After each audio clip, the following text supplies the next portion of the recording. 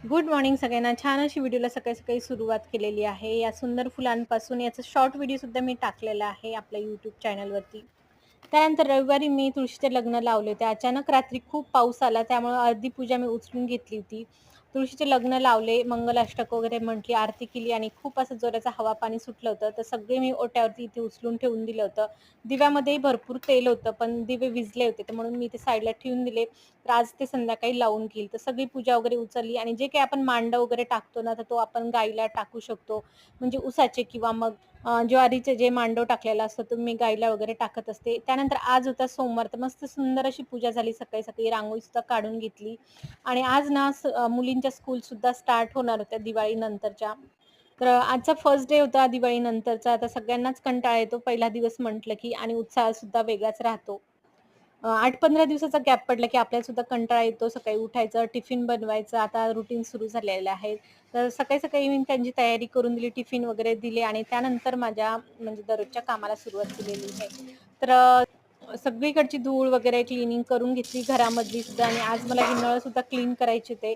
तर अधून अशा प्रकारे आपण घासत राहिल्यानं तर आपले नळं वगैरे सगळं बेसिनसुद्धा स्वच्छ राहतं, क्लीन राहतं. खूप जास्त खराब होण्याच्या अगोदर आपण असं जर अधून-मधून डीप क्लीनिंग केली ना, तर एकदम नळे सुद्धा चकाचक राहतात. तर भरपूर असे आज भांडे सुद्धा पडले, तर ते सुद्धा सगळे क्लीन करून घेतले. किचन ओटा वगैरे सगळं आता क्लीन झालं. त्यानंतर माझे बाकीचे जे काही कामं म्हणजे शिल्लक जे काही कामं असतात, ते करायला घेते. तर हे जे मी कटिंग्स लावलेले आहेत छोट्या-छोट्या याच्यामध्ये कुंड्यामध्ये, तर त्यांना पाणी टाकायचं होतं आज, तर त्यांना सुद्धा पाणी वगैरे टाकून घेतलं. कारण बरेच दिवस झाले याच्याकडे लक्ष सुद्धा नव्हतं माझं. तर त्यांना सुद्धा पाणी वगैरे दिलं. त्यानंतर माझी स्किन सुद्धा खूप ड्राय झाली होती. तर म्हटलं चला एखादा फेस पॅक लावू आपण. तर अधून-मधून मी अशा प्रकारे घरच्या घरी जे काही होम रेमेडी असतात ते ट्राय करत असते. तर मी चंदन पावडर घेतलेलं आहे इथे, त्याच्यामध्ये गुलाब जल मिक्स करून घेतलेलं आहे आणि याच्यामुळे काय होतं आपल्या चेहऱ्याला थंडावा सुद्धा मिळतो आणि खूप चंदन पावडर इफेक्टिव्ह आहे. नक्की तुम्ही सुद्धा ट्राय करू शकता. तुमच्या चेहऱ्यावर जर फोड वगैरे असतील किंवा मग डाग वगैरे असतील, तर एकदम म्हणजे उजळून निघतो चेहरा. तर 10-15 मिनिटं ठेवलेलं मी, खूप जास्त काही ड्राय होऊ द्यायचा नाही.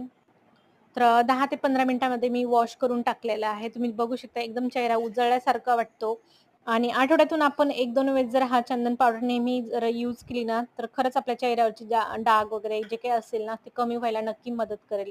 मला तरी जाणवलेलं आहे आणि स्किनसुद्धा खूप सॉफ्ट वाटत होती चेहऱ्यावरती त्या केल्यानंतर. त्यानंतर जेवढे काही मी तुम्हाला सकाळी दिवे वगैरे दाखवले, ते सगळे दिवे लावून घेतलेले आहे. कारण आता ते दिवे सुद्धा मी ठेवून देणार आहे. थोडं-थोडं त्याच्यामध्ये आणखी तेल टाकलं आणि ते सगळे दोन्ही दारामध्ये ओट्यावरती लावून घेतलेलं आहे. ते स्वयंपाक करायला घेतलेला आहे. तुरीच्या दाण्याची आमटी आणि भाकरी केली होती आज स्वयंपाकामध्ये. चला तर मग व्हिडिओची एंडिंग मी इथेच करते. आजचा व्हिडिओ तुम्हाला कसा वाटला? आवडला असेल तर लाईक, शेअर, सबस्क्राईब करायला विसरू नका. भेटूया अशाच एका नवीन व्हिडिओमध्ये.